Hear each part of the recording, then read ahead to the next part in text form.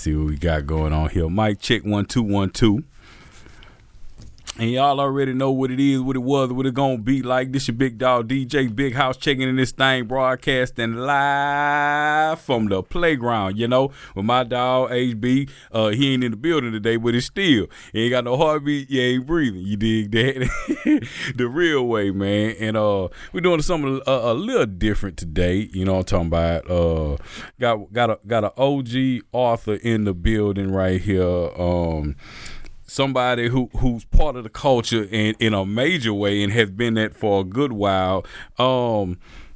My dog Cedric is in the building. Cedric McCullouch. What's good with him, my G? Hey, what's going on, man? How you doing, brother? Man, same old issues, new day, man. Welcome to the playground. Appreciate you stopping through it on us. Man, glad to be here, my brother. Glad to be here, man. Real spill, man. Now this is a little different because normally we just on general talk and you know what I'm talking about, people coming through just kicking it.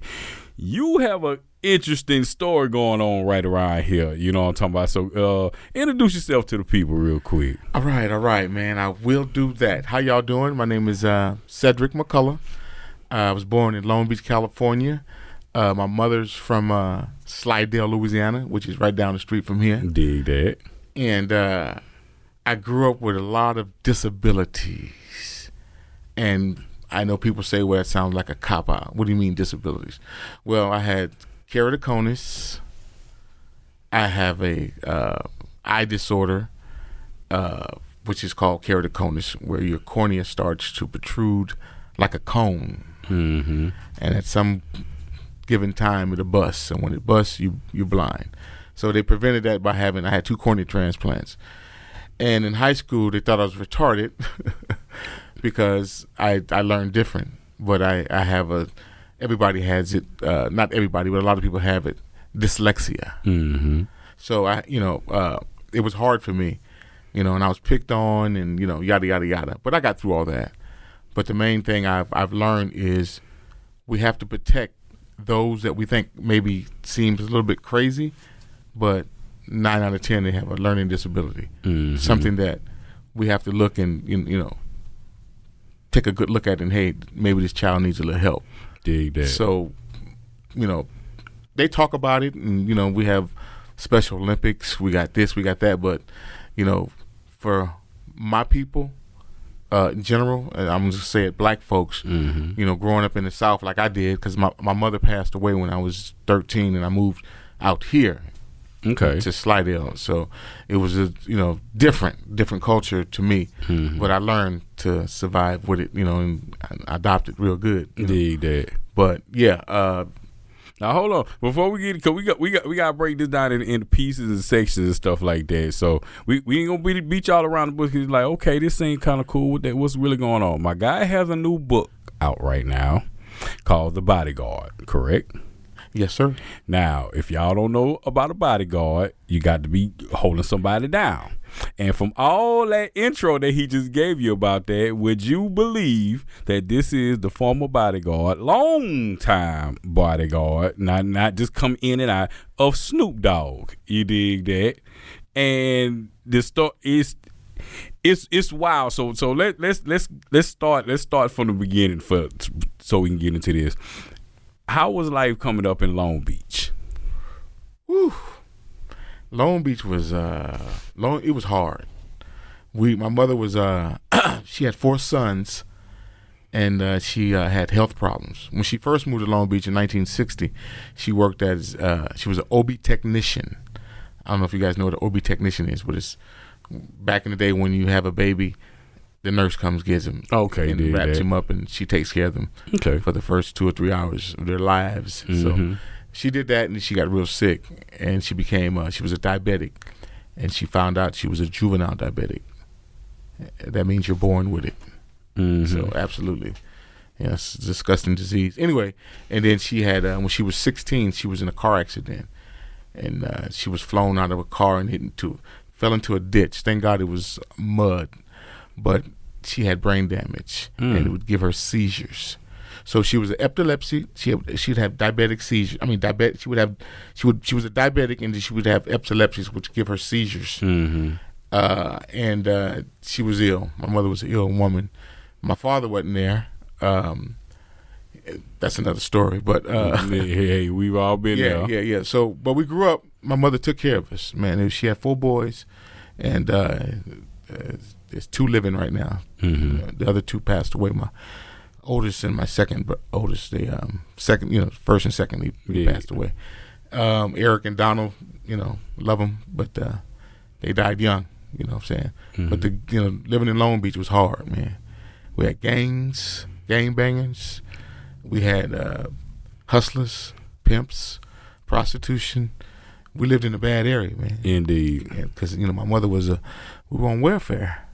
We went on a show called I forget it was a public show. It was everybody seen it, and it helped people out who had tragic things that happened in their lives. It's something that, like we had a trailer burned down, so we came out to California and they put us on that program, and it was embarrassing to us because we're in the hood, and they said your mom was on the I forget the name of that show, but we were on that show, man. Yeah, all 3 of us, and my other brother was out in Louisiana, but it was hard for us, man. After that, because everybody's talking shit, like, oh, you guys are on.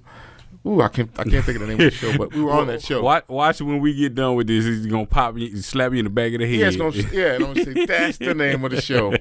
But anyway, and then I had a speech, a little speech impediment. You probably can hear it now sometimes, and I work on it every day. But and then sometimes I come in and I do real good.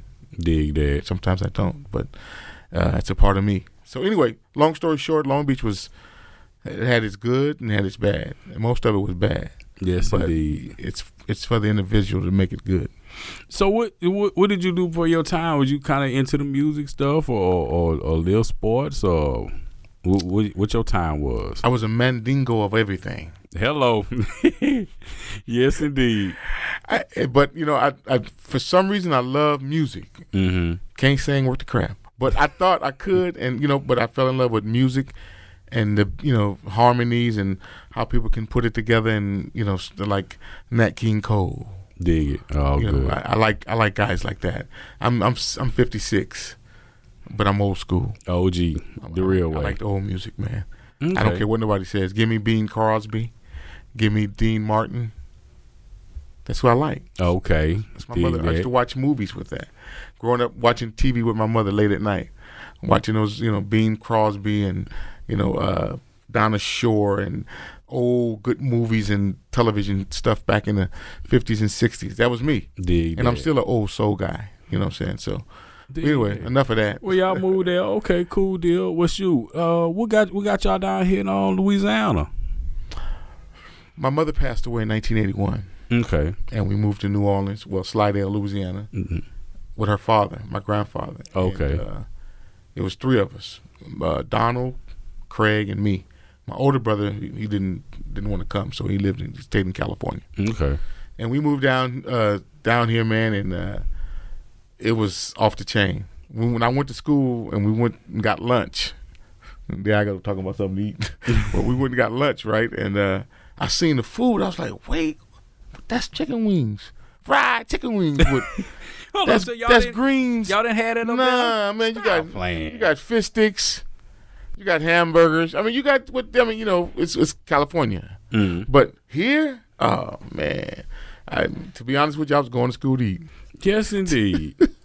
That's wild. It was crazy. So that dynamic, again, coming from that West Coast to that Southern, like, what was the kind of the shock when you first got there? Or was it even a shock when you got down here, kind of how people operated or how things ran? You know what? I think I got an old Southern soul. I blend in so good. When I moved here, my grandfather was off the chain. I love my grandfather, Uncle Johnny, and he was a good man. He had a big family. He took care of his family, and anybody that liked listening to him, and if he liked you, he took care of you. He'd help you, but he only tell you one time. If you mess up, it's on you. That's it. Yeah. I stand on that. Yes, sir. He's old school. Yeah. So my grandpa, it was basically me and my grandfather. My aunt and my brother, my auntie. I say aunt like country. Aunt. No, I ain't tell you. My auntie and my brother. My aunt took him, and they stayed together, but I stayed with my grandfather, my papa. Yeah, as we yes, say sir, Papa. down here. My papa, I stayed with my papa, and it was just me and him. I would get up in the morning and do his breakfast. Sometimes his breakfast was just nearly just coffee and some toast. Sometimes I'd do him a couple of eggs and some hash browns. One time he said, "You know what, son? I know you can't do nothing in school, but hell, you'll make a good cook." And I was like, "Papa, I'm telling you the truth." Hey, and that's old school gonna tell it like it is. Tell you like it is, yes, man. Sir. So he was a good dude. I love him to this day, man. My grandfather, Johnny Smith. But I learned a lot from my grandfather. When he realized I didn't even know my Social Security number, he said, "Let me ask you a question, young fella." I said, "Yeah, Papa." He said, "What's your Social Security number?" Now, I'm about 14, 15 years old. I said, "Social Security." I said, what is that?" And that's when he looked at me and said, "Oh, Lord, you getting ready to go out into the world, son? You don't know your Social Security number?" Something so small. And it made me think. And I realized, man, this dude's telling you got to get on the ball. You can't be, you can't do what you used to do. You got to be a man now. So basically, I quit school. That's sad to say. I quit school. What grade? I was in the 10th grade. Okay. Well, I got kicked out of North Shore. Yes, indeed. And I went to Salmon. And I got kicked out of Salmon. Yeah, boy. And that's when my grandpa said, "You got to do something, son." So I started working at a recycling company. And what was so interesting about that? It was right across the street from the house. Oh well, you could pop up and walk real quick. I worked there for a year, about 2 years, about 2 years and 3 months. Okay. And then one day I went home, and this is a true story. And I went home and I said, Slidell's too small. I gotta go fly. Coming from the city to the small space, yes, it would do that to you. And life presents itself so many times, like other people. And I heard my mother say the same thing. She had to leave Slidell. Sometimes you gotta let your wings grow, and sometimes they get clipped before you go anywhere. Definitely that. But I went, and Slidell was too small for me, I thought. And I went out there, man, and I the first thing I did, I worked for a carnival. I got to Long Beach, and there was a carnival downtown Long Beach, and I was watching them, and I went up. So hold on. Before you go there. So how long were you down? How long were you down here before you went back up to Cali? I've been living in Slidell for 11 years. Oh snap! Yeah, I was here for a long time in Slidell. So you would have got real countrified. Thank you. Real countrified. Now you got to take it back to the city. Hey. When I came to Slidell, I was, hey, what's up, guys? What's up, man? What's happening, homies? And then when I left out, hey, how y'all doing? Yeah, sir, that drawl is there. Hey, man.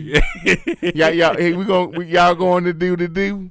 Yeah, I was a howdy doody, but it was so wonderful, man. So what year did you get back out there to the West? 91. 91, okay, dig that. Left in 81.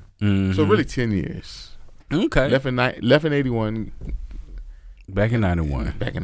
Okay, dig so that. about almost 9 years. Did you go back and forth during that time? Yes, Okay, dig. Yes. So you were still up on what was going on. Stayed in touch, man. I was when I got back to California, and I started, like I said, I worked for the circus, carnival, whatever they call it. It was a moving carnival, and I went up to northern. What you did? I was the it used to be a dime. You throw the dime on the plate, and you win a giant flamingo, or the plate. You throw a dime or a quarter on the plate. You land it. I ain't seen this one. No. You never seen that? No. The carnival game. You throw a dime or a nickel. Back in the day, it was a nickel. You throw the nickel, if it land on the plate, you get win a prize. Yeah. Anyway, I ran that. Okay. The name of it was called Ray Cammett. The Ray Cammett Show. Indeed. Yeah. Indeed. And see, I had a personality. It was like, basically somebody from the hood was saying, "Ain't that one of the McCulloughs?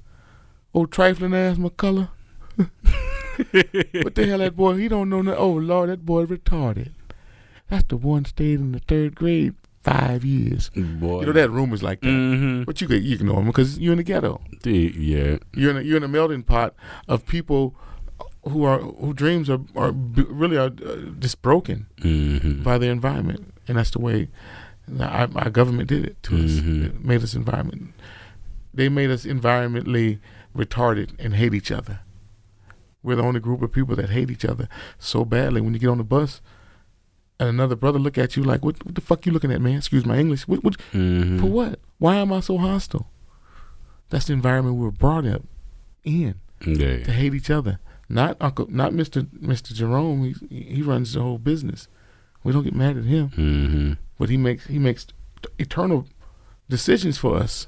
But we don't get mad at him. We hate each other, and that's the way it continues. Always going to be. When they say Republicans or they say Democrat, look at it. You're gonna see one brother. You're gonna see one sister. Somebody's Democratic, somebody's Republican. That's what we call that separation. That's how they separate you. Yeah. If they separate you, they can dominate you. If they can separate you, say that. They can dominate you. So anyway, long story short, I after that, we got to be getting out of here pretty soon. But after that, I worked at the carnival, and I did good. And this guy his name was Tony Traffman, huge carnival, big wig in this Ray Cammett show. Yeah. Ray Cammett was a guy who owns a vegetable thing like Bird's Eye. Okay, you know, yeah, right, yeah, Bird's Eye. He was sort of like them. Okay, cool deal. He lived in Arizona. He was in Arizona for a while. I worked for him and find out who he was. And he walked up to me. My back was out. I was about 23 years old. And he walked up to me and goes, "Hey." And I turned around, "Hey, how you doing, sir? How you doing?" He goes, "You're fascinating." I said, What do you mean? He said, "I seen your application. You can't read or write." I said, "Excuse me?" He said, you talk very intelligent." He goes, "How do you do that?" I said, "Wow, this son of a bitch." He peeped my game. Because I was walking around like this. Hey, this guy's a professor. This guy, you know what I'm saying? Because I can hold knowledge so good. You wouldn't know that I was illiterate. 26, 27, illiterate. But see, the people look at the shame. It's not a shame thing. You make it shame because you blame that on you. You can't do that. You had a learning disability. So what? Throw it away. Get rid of it. Now it's something brand new. I understand my disability. That's the whole thing. That's why I'm here today preaching about my book.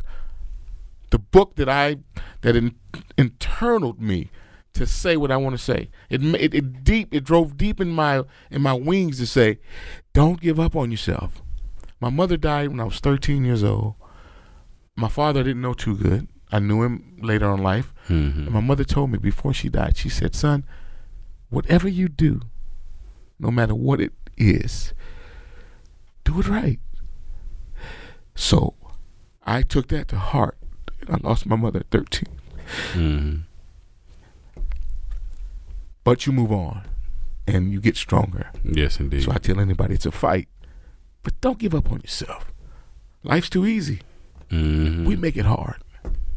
And get through it. And we got through it. To this I left there. I moved back to New Orleans for a little bit, to Slidell. No, I didn't like it, and I came back and I said, I want to do something amazing. So guess what I did? I signed up to be an actor. Okay. Well, hell, you got to read and write. The real way. You gotta know the lines, Cedric. But that's my impossible to dream the impossible. I could do it because I had that much faith in me. So when you get that, hell, I can do that. My great grandmother did it. I can do it. So what? I did a movie called Up Close and Personal with Robert Redford and Michelle Pfeiffer. Okay, say that. You'll see me on the credits. Cedric McCullouch. And what's the name of this movie again? Up Close and Personal. Up Close and Personal. With Robert Redford and Michelle Pfeiffer. Big Dad. Good movie. Okay. I play inmate who killed 9 people and they gave me 190 years. And I was an incredible, crazy, retarded man. Anyway. Indeed. In the movie. But on the set, they needed somebody to hold the crowd down. And I took it upon myself to say, hey guys, hey, they're shooting over here. And who took notice of it was Michelle Pfeiffer. And she said, wow, guys, everybody shut up. I was a big old dude, man. Mm-hmm. I was 418 pounds. Whoa. I was 418 pounds. 418. I was 418 pounds. Oh, you wasn't missing no meals. Yeah, I couldn't tie my shoe. Yeah. I tied it one time and just slip it on in. Yes, indeed. Yeah, I had breakfast was about six breakfast jacks. That's Jack in the Box. Mm-hmm. And about maybe 2, 4, 5 sodas. Oh yeah, boy. You was asking for that weight. I was ready to die. But anyway, after all that, man, you know, I was an actor, but I wasn't an actor. I was what they call background actor. Mm-hmm. You're still in the mix though. Yeah. So ABC called me. This guy called me and goes, hey, we got this movie, this television series. They need a bodyguard for this guy, blah, blah. And it's what's his name? He just passed away. He just died too. One of the actors from Friends. He just passed away about. Yeah, Matthew Perry. Matthew Perry did. So I'm going to open the door for Matthew Perry. I'm doing this scene, and I'm his bodyguard. And we're standing outside the scene, and Matthew Perry goes to me, you're a big fucker. If I can say that. Yeah, you good. Yeah, you good. He goes, you're a big fucker. And I goes, hey, well, yeah, I'm pretty big. He goes, dude, what size is it? We're waiting on him to say, and action. Mm-hmm. But we're just talking. And he goes, what size? I said, that's a 16. He goes, you wear fucking 16? He said, look, I got a party next week. Would you work for me? I mean, honestly. I said, yeah. I'll give you my number after the show. He goes, great, man. I worked for him, bro. Check that out. At a party in Hollywood Hills. So is this because this is folding into it now? So right, you started. Wow. It did. So this is how everything's kind of started. Thank you. Okay. So I did a movie called Up Close and Personal. Robert Redford and Michelle Pfeiffer. I did Eddie Murphy and Steve Martin called. It was shot in Long Beach, where I live at. What's the name of that movie? I did that one. I did a movie Up Close and Personal. I mean, Michelle Pfeiffer, the basketball team, Sunset Park. Okay, say that. I was a vice principal in that movie. They used me to be the vice principal. So my roles are getting better and better. Then they called me to do Eddie Murphy's movie. You know the fat belly that you see when it first come on, Nutty Professor. Okay. The first sequel, the first movie, there's this fat man's belly. Everybody thought it was. Everybody thought it wasn't my belly. I lost it. I didn't get it. I didn't get that far. But I went for that role. Mm-hmm. Yeah. Anyway, just for the stomach, you know. Yes, indeed. Stomach shot, which was paying $21,000. Wow. For stomach. Hold up. We gotta take a sidebar real quick. You got paid a dub for a belly shot, man? Oh yeah. Oh Lord have mercy. I didn't get it. Somebody else got it. Part. That's what they was. That's what they were paying. $21,000 for a belly shot. Yeah. It's 7 hours. 7 hours. 7 hours. It's 7 hours for me to stand around and show my belly off. Man, where do I sign up at? I know they got to have something like that going for 2023. Good grief. Eat breakfast, lunch, dinner. You know what I'm saying? And then they're gonna cater you from if you. Sometimes it's a 2-day shot. Yeah. Sometimes they get you a hotel. I mean, you know, that's how it was. Anyway, I didn't get that, but I did some movies. I did a lot of stuff, and then I started doing. I did 3 NFL commercials, Super Bowl commercials. Dude, I did that. Blah blah, and I started working for the what they call that thing, the Westin Hotel. Okay. I was a bodyguard, not a bodyguard. I was a security guard, but in-house. Yeah. I worked parking lot and in all the floors. So we had one of the first big people coming there was Oprah. Okay. So they called the team and says, we got Oprah coming in. She's got 17 with her. Get that mic in front of your mouth, though. No, I said get the mic in front of your mouth. Oh, yeah. okay. There you go. I'm sorry. We got, I think she had 18 bodyguards with her. You know, you only seen 5, but it was like 18 all around the whole detail. Yeah. Oprah pays, man. So anyway, and she goes, "We need you guys up front, elevator. We need 2 with their 2 to take her up." Oprah, and then a month later we had Judge Ito. Yes, indeed. OJ. Mm-hmm. I'm working, man, and I talked to the judge and everything. I didn't ask him no comment about You know, his decision that they made because the trial was over with. Yeah, sure. And he was there teaching people about becoming lawyers. Okay. Judge Ito. Anyway, so we had him. He just passed away, Mr. Harry Kissinger. Sure enough. He died 3 days ago. And I talked to him. I met so many people. What's her name? Joan Rivers. She goes, "You're a big son of a bitch." What is your mother's name? I said, "Oh my God." Joan Rivers. Yes, indeed. She was a nice lady. I met a lot of people, and they all loved me. And they said, "You know what? You're a nice giant. Yes, you're indeed. a big guy, but you're nice." I said, "Thank you. Now, if you don't leave, I will fuck you up." Come on now. Business is business. You know what I'm saying? So you have to have that. Give that person. Show some dignity. You don't have to be rough. There was a guy one time in a hotel. He was homeless, and he went to the bathroom and he would clean up, but he was very discreet and he wasn't very needy. You just knew what was going on, yeah. And I knew he was homeless. He was black. I said, "You know what? I'm not just gonna turn my head because you gotta walk the whole." Make sure. Yeah. And he went in, and my boss saw me. He goes, "Go in there, Cedric." I goes, "Everything's good though." He goes, "Go in there, Cedric." I said, "This motherfucker." He knew. I go in there, and he's behind me. He goes, "He's in there. Get him out. Get him out." I've been with this hotel, Westin Hotel. I've been with them for about 2, 3, 4, 5, 6 years. And the guy, he's a Mexican guy, my boss. He goes, "Remove him now." I said, "Man, he's shitting, man. Let him do his no, do it now." And that's when someone says, "That ain't right. Is it worth it?" It was a bomb ticking off my head. And I turned around and looked at him with like a Jack Nicholson and said, "Fuck you. Eat shit, bitch." And I walked out. Fuck you. You want me to stop this man from using the bathroom because you hate you have, not really for him, but for me. That's what it was all about. He didn't like me. But he wanted me to take this man from using the bathroom, just take him out. This man, let him finish, okay? Yeah. No, stop him now. And some said, the light came on. I said, "You know what? Fuck you, man. We got to pivot out of this." I'm out of here. Yeah. And I left.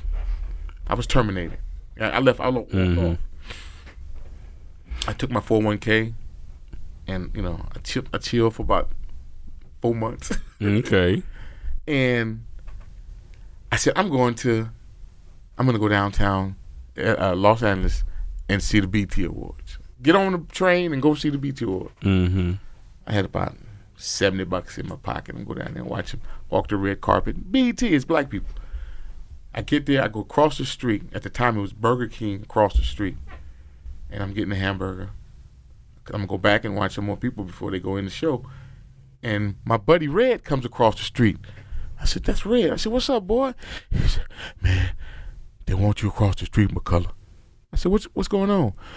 "Man, they took 50 people to jail. They took all Snoop people to jail. Just me, Papa, and 2 other niggas, cuz we need to walk Papa. Papa asked me to come get you so we can walk Snoop to the hotel." I said, "What?" He said, "Yeah." I said, "Well, damn." I said, "Well, all right, but let me go." So, you know what I'm saying? I canceled my order, ran across the street. I get back there. Snoop is talking to the guy from the ESPN. He could go all the way. I forget his name. Okay, yeah, I know you're talking about They having a conversation, and he says, "Okay, bye-bye." He walks away. He has a bad limp, too. He walks bad. He walks like I do. So he walked away. I said, "Wow." Dog said, "What's up, McCullough?" "Nigga, I need you, homie." So he's like, "What? Papa, come on, McCullough." So I took my jacket off. I gave it to dog. We walked to the Roosevelt Hotel, which is right around the corner from the BET Awards. Get there. Now, what year is it? What year is this right 2002. Here? Okay, say that. I'm sorry, 2002. This event happened. Okay. So we're in the hallway. It's almost the end of 2002. We're in the hallway, and dog opens the door, and he looks and he says, "Papa, we need McCullough on the team, homie. You hired, homie." Shut the door. He shut the door. I said, "Oh shit, this man just hired me. the little homie just hired me. All the ghetto came out, homie." I was like, "Oh yeah, nigga, oh shit." And I realized, I said, "Wait a minute, hold on." Hold on, man. I'm in this hallway talking loud, and Papa said, McCullough, you all right? I said, I'm good. Yeah. Hell, I just got hired by Snoop Dogg. I just got hired by. What you talking about? And the rest is history. Yes, indeed. And I've been all over the United States. I've been all over the world, man, twice. Yes, indeed. Twice. So what is it like playing body? I ain't gonna say playing, being the bodyguard for Snoop Dogg, man. Okay. Snoop is like this. Snoop is laid back, chill. Mm-hmm. Don't do nothing stupid to make yourself look stupid around him. Mm-hmm. He gonna give you that. He gonna tell you, McCullough, don't do that. And you gonna say, what the fuck? What did I do for him? And then he'll tell you later on. You correct yourself. I did it once, one time, and this chick was. We were in Belfast. You know Belfast. Mm-hmm. We're in Belfast, and this chick is a very important chick out there, whatever. And I said something stupid, and the dog looked at me like this, and the camera's on him. But then the cat's moved. He said, "Yeah, I got you, McCullough. But yeah, we're gonna do that next weekend." Blah, blah, blah. He went right in back to what he was saying. Mm-hmm. He said, "Yeah." You had to address it real quick. He said, "I got you, McCullough." Yeah, blah, blah, and yeah. So we got out of the getting ready to get him into the car. He said, "Yeah, McCullough." He said, "When you spoken, homie, and you know say things the right way, because everything is broadcast. What you say can affect me, homie." Mm-hmm. I said, "Oh, I'm sorry about that, dog. I didn't know." He said, "Well, knowing is everything. So you didn't know everything, so you know now." Mm-hmm. Much love. That's the type of dude he is, bro. Snoop is a good dude. Indeed. He don't. People think he a front. Oh, he gangsta. You think he did? He just cool, bro. He was a cool and still is a cool brother. That's Uncle Snoop. Yeah. That's Uncle Snoop, and he, when sometimes we'll say, "Nah, you can't get in there right now," and dog will see that. Nah, let him go. Come on, bro. Come on up here, man. What's up? Get on his knees. If it's a little kid, what's up, man? What dog can do for you today? I just wanted to say I love you, Uncle Snoop. This is a dude, and this is in New Jersey. Little dude said, "I just wanted to say I love you, Uncle Snoop." About 2 or 3 years old, and he hugged Snoop. Snoop did like he had his head down like this, right? When he came up, all this shit was red. Cause he get touched by shit like real that, man. Feel, man. That's genuine love, especially coming from them little bitties. Man, he love the kids, man. People don't know. Snoop love the kids, man. Hey, man, Snoop football league, man. Come on, now he been doing this. He been for real. Let me tell you something. I worked with him for 3 years on that team, bro. Did. And Snoop loved them kids. The dude, Papa fired me. That's the head of security. Mm-hmm. Papa said, "No, McCullough, you gonna be security or you gonna be a football coach?" And I said, "Yeah, I better be up for security. More money." Yes, but indeed. I know I'm getting ready to end this because I wanted my boy to say something real quick. But I wanted to say this, man. For all the love that I've gotten, people who they come to me and say, "Hey, I want to donate to some handicap things. I want to be a part of that.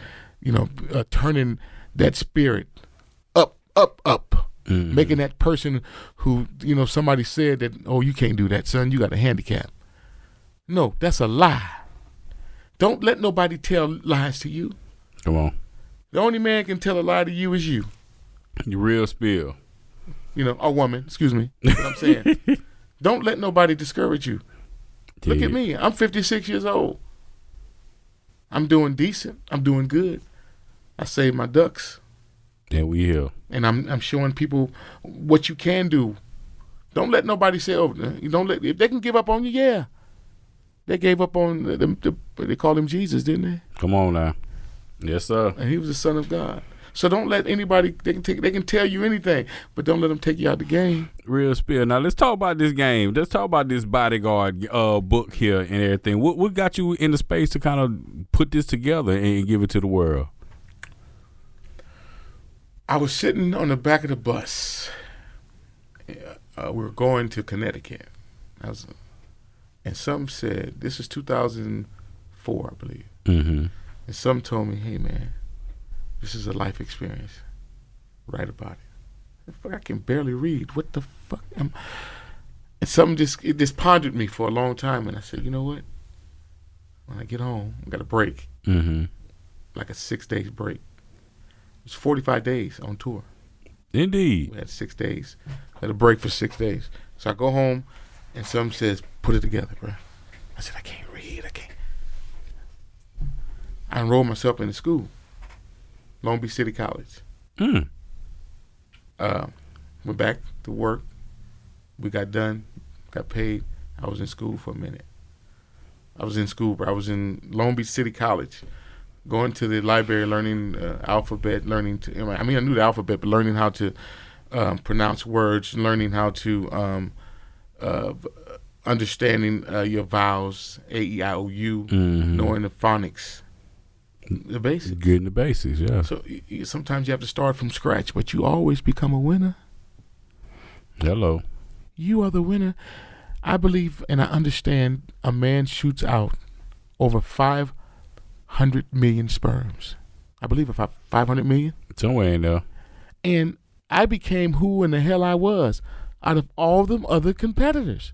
So you're something from nothing. So continue to add on. Don't drop back. Go forward. If you became something out of 500 million and you squared that egg up, you ain't no twin. Hey, come on now. It's Straight just up. you by yourself. Straight up and down. So if you did that, what else can you do? Don't give up on yourself. That was my mother's dying words, man. Never give up on yourself. You're the only. Mama may have, Papa may have. God bless the child who's got his own. Hello. So take that with a great message. Anybody that's listening that have any kind of handicap, and then somebody told you that you can't do it, you look them in the eye. And I hate to say it, but the great man, he's doing time right now. You know what I'm saying? He said it in his song. I don't want to say his name, but he said it in his song. You know what I'm saying? You can do it. Art Kelly said it. Yes, indeed. But he's in jail. But I'm just saying, we can do anything we want to do. Don't give up on yourself. Real deal. Everybody can give up on you. So is this kind of the vibe of the book in itself too? Kind of a story of that, or it is. It's a story of. I went on a date. I'm gonna say this and I'm gonna get out of here because I know this man's got to get home. I know. You gonna come up in a minute, and I'm gonna say this. And I was dating a young lady. Her name was Yada Yada, and she was beautiful. She was I like pretty women. It's my weakness. Dig. And I met her at a club, and she asked me out. She said, "Won't you take me out?" And I said, "Okay, I'll take you out." I wasn't working for Snoop.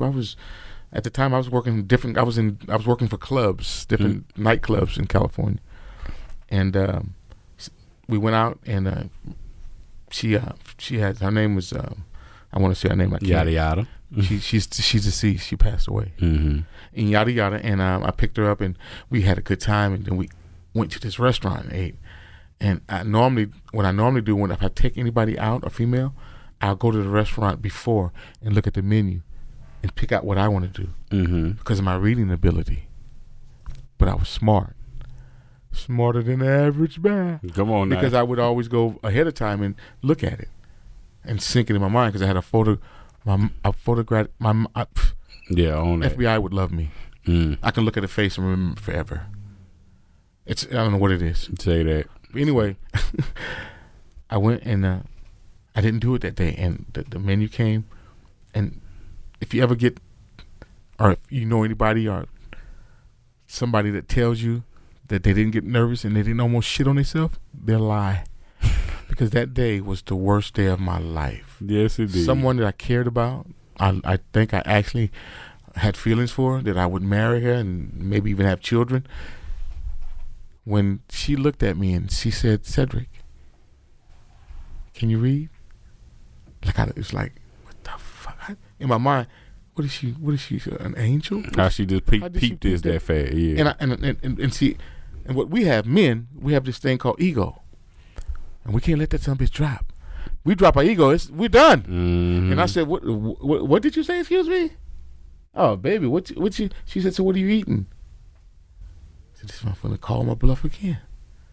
I'm caught." Yes, indeed. I'm caught. It's over. The game is over. So I looked at her, and I threw the son bitch down. I said, well, you can't get mad at her. Mm-hmm. This is your mistake. Yes, sir. You got to stand on it. She didn't do this. She's figuring it out now. And I man up. I said, you know what? Yada, yada, yada. I said, I'm 29 and I'm illiterate. And she started crying. And I just backed up from the table. And to me, I felt my life was done, man. Like, as a man and as a black man. I already got so much struggles against me. And then this. My mother's gone. My father, my 2 brothers are dead. Well, one is dead, excuse me. It's a pile on at the moment. My brother, Craig, he's doing his shit. He's the only one living with me right now, my brother. And all of this is in this space right there now. While you sitting there. Yeah, exactly. While I'm eating, right. All this is happening to me, and I'm going, Lord, have mercy. How could this shit? But it's life. Mm-hmm. And you either accept it or you don't deal with it. And I'm not the one, I got to deal with it because I got to get it out of my life. I got to move on. Mm-hmm. So I got to cancel it by learning how to read. So, you know what she did? See some black women would have turned away and said, oh, thank you, okay. Ate and never called me again. Mm-hmm. She grabbed my hand. She said, we can do this together. Jesus Christ. Yeah, buddy. She was on my ass. That's a real one right there. I thought she was going to pull away. But she was sickly. And she had a heart problem. Mm-hmm. She passed away. Dive out doing something good. Yeah, but it you know, I have so many people that are around me, and I'm not the only one, but I lost a lot of close people around me. My mother died. I was 13 in my arms. My mother took her last breath in my hands, man. Yeah. And my grandfather, he died. My favorite uncle, Uncle John L, died on my birthday, September 10th, 1989. He died on my birthday. And then my Uncle Raymond, good uncle, love my uncle, he died. And then the last one was Uncle Levi Smith. And he passed away. So I have one uncle left and five aunties left. Mm-hmm. My mother she was the oldest of 11. Oh, big old school family. Yeah. But you get tough. Dig it. And the skin that you wear get tougher. Real and what don't kill you make you stronger. Man, look. So that's part of who I am. My book is it's about enabling yourself to do right. Enabling. Mm-hmm. Making sure that you can be successful, whatever it is. But long as it's good for you. Say that. You don't have to please the world. Please you. You didn't come in this world for nobody else but you. Really? On the way, you're going to have friends and loved ones, people you care about. But when it all said and done, it's you in that casket at the end. Dig that. So in between, have fun. Live your life.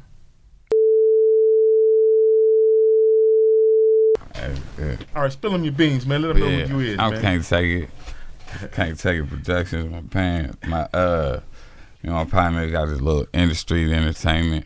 Okay. Been doing some things here and there. Been kind of behind the scenes with a lot of stuff in between California and Louisiana. Okay. Say that. Oakland and Baton Rouge, Southern University. Okay. Been around for a nice little minute in the behind the scenes type stuff. Dig it. And then his family, of course, Louisiana. Then a lot of people don't be really understanding that big wave that went Midwest and everything went out to California too. So not only was it our people already out there, it's when it linked up from the South, when everybody got family like that go back one generation to somewhere in the South, whether it be real somewhere talk. Mississippi, Texas, Louisiana, Hell, you Snoop from right here. You feel me? So yeah. So he's out. His mama right down the street. Family just go back and forth. Dig. Well, what you got working on? Man, I don't know how this came on. really little music here and there. We're doing some videos. I got some stuff, industry and entertainment. I got stuff up on YouTube. My cousin, Tedro Dollar, he just passed not too long ago, unfortunately, but was trying to push him during the wave. A lot of good talent, good music, up and down, you know, all real perspectives of the street. Dig that. I would love for y'all to play it right before we leave. Okay, yeah, we'll check it out. Show enough. Okay, so show enough. And then, of course, you can find my cousin book, Cedric McCullouch, the author. You can order it at cedricjmccullough.com. Okay. I don't know, do y'all spell it out or? I'm gonna put all the links and everything down up in the description and everything. And so that's the main spot. That's how you go direct to the source, and you can get your information and trade contacts and get everything situated for tours and whatnot. Dig that. Seeing what's really going on. Okay, cool deal. Well, yeah, I'll definitely put the Instagram and everything up in the description of that, so they can go check out the book. And I don't have my glasses with me at the time. It's all good. And I'm glad he's here to read that out for y'all and got everything good. But like I say, man, it's been real. After I left, if I'm getting back to my story, after I left, who I was working with? Wait a minute, I was with I was at the circuit. I mean, at the hotel. Okay. When I left the hotel, I did the thing with Snoop. Yeah. Snoop. Okay. We walked him to the Roosevelt Hotel. Boom, he hired me. Yada yada yada, and I started Papa, who's head of security. That's Snoop's cousin. Papa said, McCullough, you need to go hang out, with Dog them. So I used to go to the house. The OJs. That's what you're getting on. The OJs? The OJ situation. You talking about? When you met OJ? Oh, yeah. Talking about OJ Simpson? Yeah. I said I met OJ Simpson? I did? Yeah. I mean, I met him, but when Oh, snap. I thought you had a story about him for a second. When we was getting the mics and everything together. Yeah. You talking? Oh yeah. That was some years ago. Him and my uncle played football together. See, my uncle is Earl McCullough, who played for the Detroit Lions. Okay. They was on the same track team at SC in the early '60s. He had Earl McCullough. He had O.J. Simpson. I forget the other white guy name. But that was in '68. Mm-hmm. And Earl went to Detroit, and O.J. went to Buffalo. Dig that. And they were on a track team together. And Earl ran the 120 relays. Yeah, check that out. That's my uncle Earl McCullough. Yeah. Anyway, yeah, that story with O.J. That was a situation we went. We seen the brother, and it was a bit kind of wide open to say the least. Wide open, but yeah. Long story short, hey, you know what I'm saying? You do the crime, you're gonna do the time. Real spill, man. But anyway, after I did, and I don't say that with malice. I just say that it is what it is. It is what it is. So after that, I did a whole bunch of. I was real close with Snoop. Everywhere he went, you know what I'm saying? We would go to Jamie Foxx when Jamie Foxx first came out with his album. We went there and Snoop did on his album. Jamie Foxx. We was going to Jamie Foxx's house 4 and 5 times to get the album done. He had Jamie had Snoop on there. He had not Nas. What's the boy name? I think Twister was on there, but the other one, Kanye. No, from Atlanta, Georgia. JD. Nah, he big now, bro. He's real big. Well, he was huge at one time. He does movies now. Luda. Okay. Luda was on there. It was huge. You remember that, right? Yeah. And they was on there. And anyway, we were talking and everything, man, about I think me and somebody got into a conversation about how many people in the industry are on dope, smoking cocaine and snorting cocaine. And I know y'all probably saying, well, then where this conversation came from? They was probably looking for it. Yeah. And there was a supplier, and I knew the dude. And the supplier was an actor, a huge actor. Check that one out. But the industry is, once you get in the industry and you see it for what it really is, It's Babylonian. It's shit. You're a spill. Man, it's bad. Man. Sodom and Gomorrah. It's so bad where the taste in your mouth, it's nasty. Mm-hmm. And people you see, like they got somebody saying, and I don't want to say it because I could get in trouble if I say it. Depends on what it is. Goddamn, it's up with us. So hell, this person.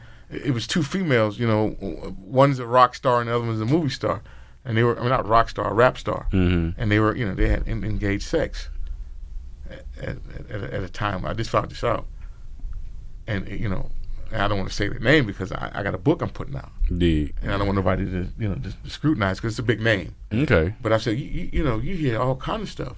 I mean, it was on the internet.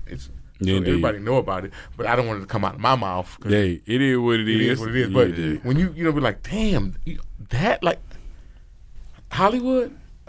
Never know who. One dude told me something, bro, and I met him some years ago. If I tell you how I met him, you wouldn't believe it. Byron Allen.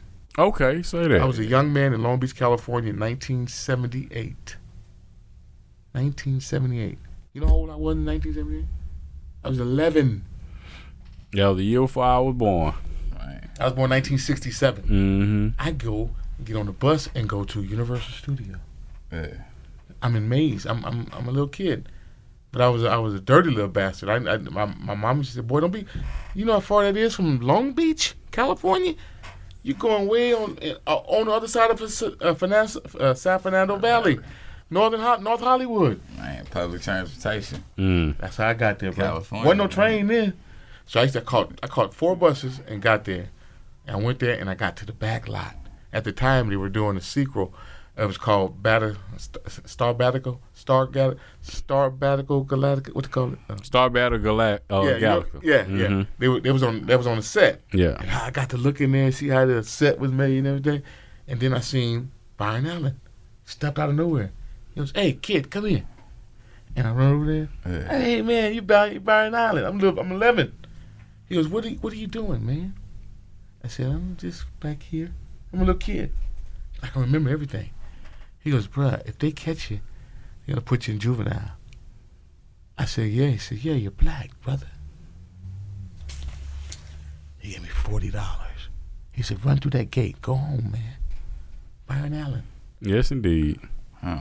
Byron Allen. So are these... You know how much money Byron Allen's worth?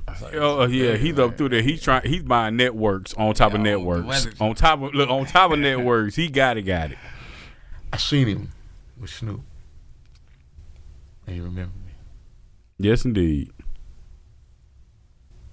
That's one of them times. He saw me, man. He said, "You that fat kid." Check that out. Byron Allen saw me, bro, at a theater up in L.A. He said, "You're the fat kid that caught you in the back of." Mm-hmm. And he remembered me, man. Do you know how joy that was? Real spill. Because this guy made it. Yeah. And he recognized me, man. I was with Snoop, man. Mm-hmm. He did like that. Byron Allen. This guy's worth billions. Yes, sir. Because he didn't give up on himself. And he learned how to survive in that other man's world. How to make money. And he's flourishing like hell right now. Yes, sir. God. Man, you know the richest man in Hollywood at one time was Merv Griffin. I don't know if you ever heard of Merv Griffin. Mm-mm. You never heard of Merv Griffin? Not offhand. And Calvary Griffin dad. Yeah, Merv Griffin. Okay. He had one son. He only had one son. Yeah. He owns Jeopardy. He owns Wheel of Fortune. He owns all the game shows. He own that. You never heard of Murphy? I mean, not like I say. He's huge, man. He's dead now, but he's right now. He's probably dead, but he's a trillionaire. Dig that. Merv Griffin, bro. Griffin was a homosexual. He had one son, but this dude got money. Hollywood is his. It is. Merv Griffin. Yes, indeed. Anyway, long story short, after I left, I found out, this dude that's a good actor that it was giving coke to people if they needed it. He can get you set up and get the cocaine. Mm-hmm. And I looked at him and was like, damn, you wouldn't think that dude that actor, that guy. So Hollywood is strange. You meet some weird people, and you meet some people. No, he's not doing that. Oh, she can't be doing that. Oh yeah, it's smoke and mirrors. Hollywood's been there, smoke and mirrors, and a lot of people don't. And what they say that curtain, right? Makeup. So in between all that, I got so much stuff, man. It's in my book. But in between all that, I was working for the Jazz Festival in Long Beach. Mm-hmm. A guy named Al Williams. Al used to be the drummer for Miles Davis back in the day. Okay. He was Mal. He would practice with Miles. Yeah. Dig that, man. Al Williams. He had a jazz club in Long Beach called Jazz Safari by the Queen Mary. You ever heard of the Long Beach Queen Mary? The huge ship? Yeah. That's in my hometown. Long Okay. Beach, California, Queen Mary. And he had a club out there. And he used to play. And I ended up working for Al. I was his bodyguard. That's when I first started becoming a bodyguard. And that was really actually 1990, I say 94, 95. This is before I started working for Snoop. I was Al Williams' bodyguard. We had people like, I would go but walk him to the stage. He passed away. He was homosexual, but he died. He was a cocaine addict. Bill Withers. Mm-hmm. Not Bill Withers. Bill Withers saying, I know. That's Bill Withers. Mm-hmm. I'm talking about the gap in his teeth, man. On cocaine from Houston, Texas. Brother can sing his ass off. Billy Preston. Okay. Nothing from nothing leaves nothing. You gotta have something Yeah. if you want to be with me. Billy Preston. Okay, dig. You know Billy Preston? I know the music. I know you're I know the 44. music. I know the music. Yeah. I know the music. I knew Billy Preston. He was homosexual. He played at Al Williams Jazz Fest, at the Jazz Festival. Mm-hmm. At the Carnival. And I took him to I took him to the trailer. And I got him in there, and he was changing clothes. He said, "Come on in there, man. You can see me, man. I said, "Nah, bro, I don't roll like that, homie." Real spill. I said, "You's a grown man. What I need to be in there?" But I knew he was homosexual. Mm-hmm. So he said, "Man, what can I get some good to eat?" I took him to the Golden Frog. That's downtown Long Beach. I used to work there. It's a restaurant and bar. You don't see that too much around here. Yeah. It's a restaurant and bar. So you can go eat and go party at the same place. Mm-hmm. I used to work there, and yada, yada, yada. But I took him down there. He got him something to eat, and that dude played for his food. That's how bad it was for him. Yes, He indeed. played music. Right. Nothing from, they had a piano, and he ordered some greens. He had oxtails, corn, and spinach. And green salad. That's how good my memory is. Yes, indeed. That was like 90, maybe 96, 97. So we got stories like all of this in this book. Yeah. Man, look. Yeah. We finna dive up out of here, man, but we finna insert that right here so y'all can see it. Y'all go get this book, go get this or read The Bodyguard.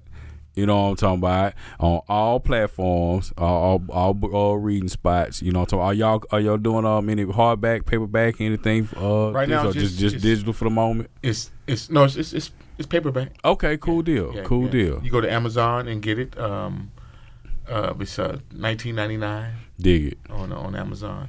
Okay. It tells you how to get it. Again, links in the description. Y'all check this out. Hey Real man, deal, wonderful man. I had a wonderful time. Thank you so much, brother. Man, appreciate you y'all coming through here. The Bodyguard, new book. Go get that. Cedric McCullouch. You know what I'm talking about. CedricJMcCullouch.com. You dig that, man. Y'all know what it is, man. Appreciate you, my guy. This is the Music Playground. This is the Big Homie Big House, man. Shout out to that boy HB. You know what I'm talking about. And we up out of here already.